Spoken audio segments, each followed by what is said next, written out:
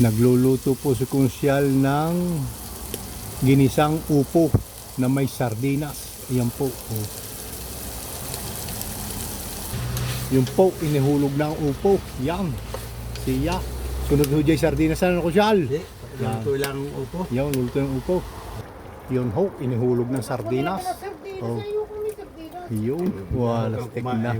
Sarap po niyan. Oh. Siya. Ginisang upo na may sardinas. Yun. Yari na naman ang tanghali namin din eh.